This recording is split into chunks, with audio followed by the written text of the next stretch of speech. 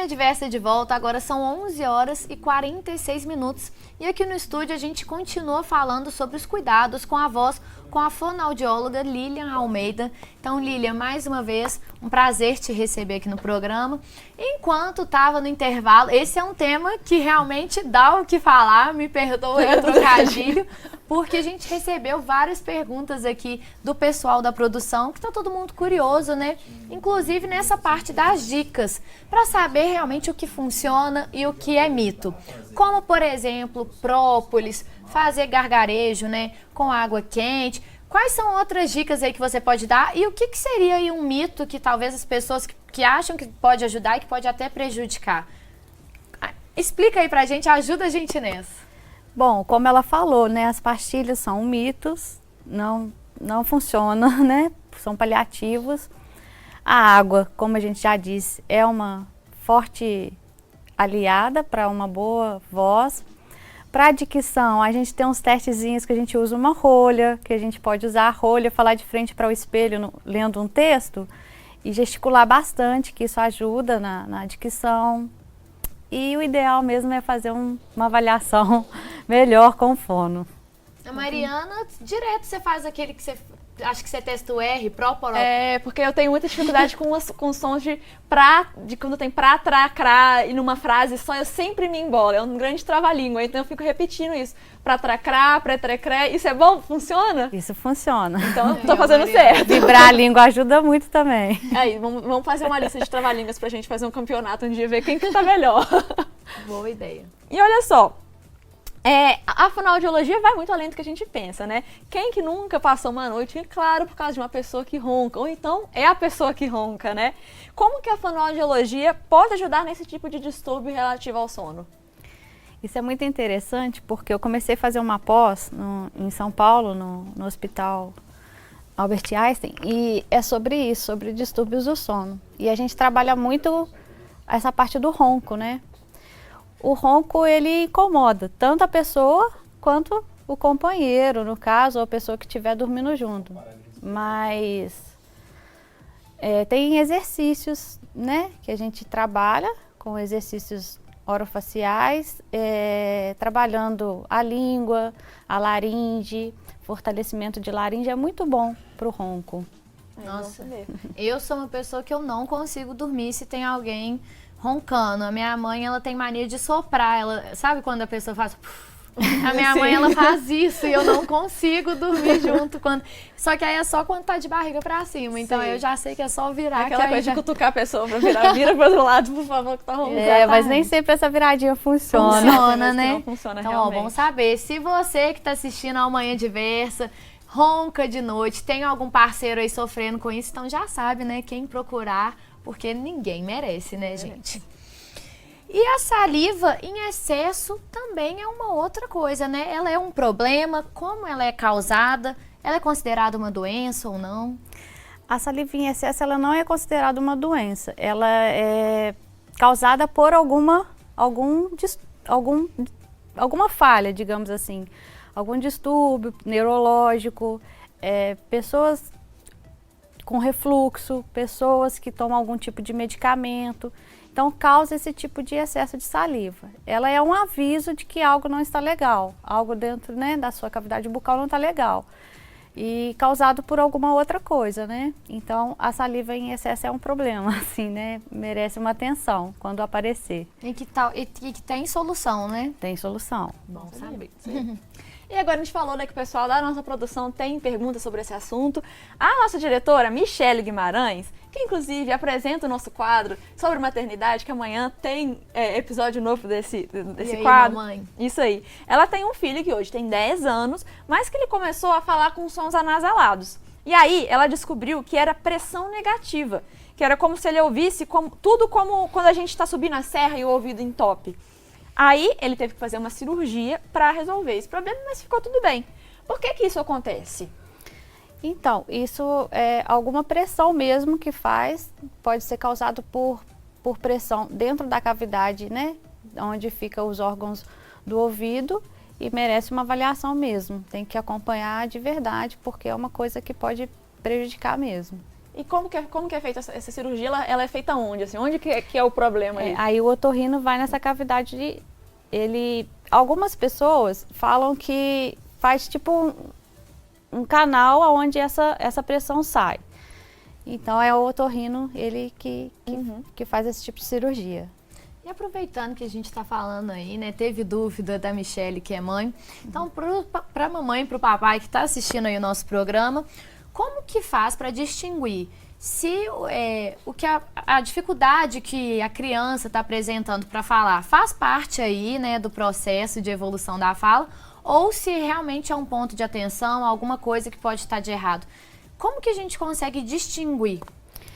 Então, a criança é normal até uma certa idade, ela troca algumas palavrinhas, alguns fonemas. Recentemente eu fiz até um curso, né, de fonemas, e nesse curso a gente viu muito isso, porque assim, as mães ficam muito preocupadas em certo momento, meu filho não está falando correto, está trocando e tal.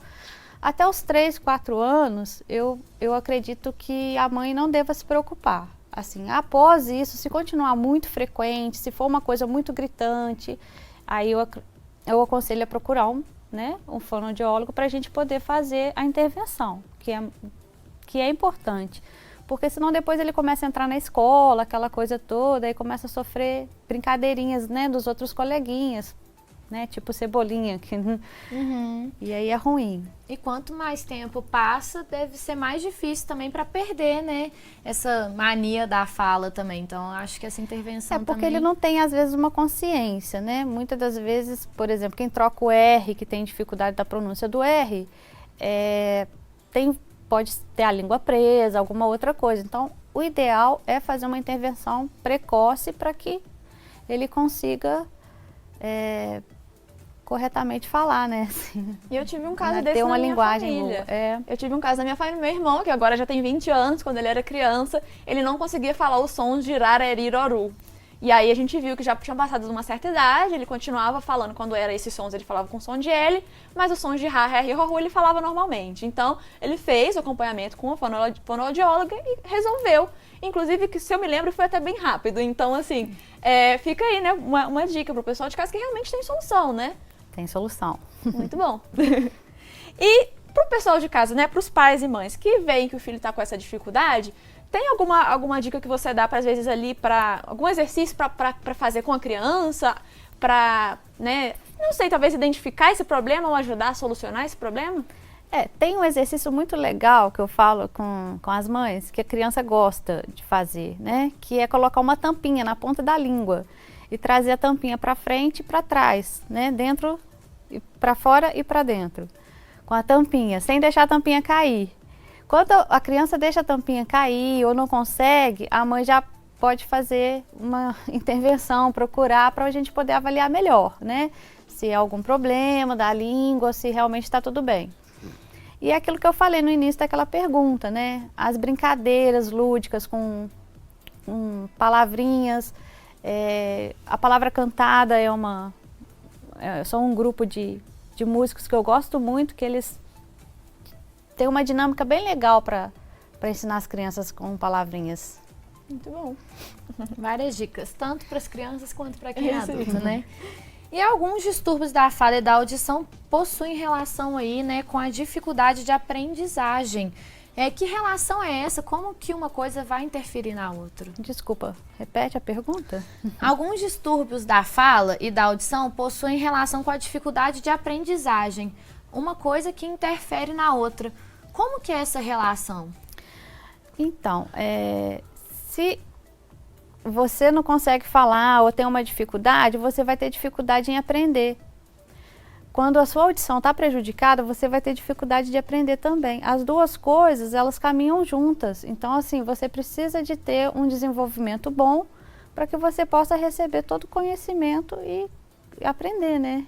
Então, é isso. E agora saindo um pouco das crianças e indo para os idosos, né? Porque dependendo da gravidade, a fonoaudiologia é fundamental também para prevenir, amenizar e até reverter a perda de audição em idosos. Como que é feito esse trabalho? Então, aí o profissional de fono, né, que é especializado na audição, ele vai entrar com exercícios adequados para aquela perda auditiva, vai entrar talvez com aparelho auditivo, né? E vai dar dicas para o idoso melhorar a qualidade de vida dele, no caso, né?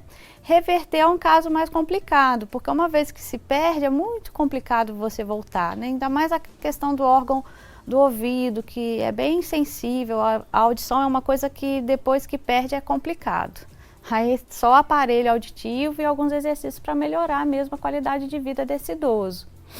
Ou seja, o acompanhamento profissional é muito importante. Exato. Né? Cada caso é um caso, o profissional vai avaliar. Então, a pessoa que está, né, às vezes, vendo que está tendo algum problema, seja na fala, na audição, né, no desenvolvimento da fala, procurar um profissional que vai ajudar, né, a encaminhar da forma correta para poder encontrar o tratamento certo para cada caso, né? Exatamente. Lilian, eu queria agradecer então a sua participação. Obrigada, eu que agradeço. E mostrar mesmo quão importante é a voz, né? Porque a gente às vezes deixa um pouco de lado e é o nosso instrumento de comunicação. Então, assim, todo mundo merece cuidado.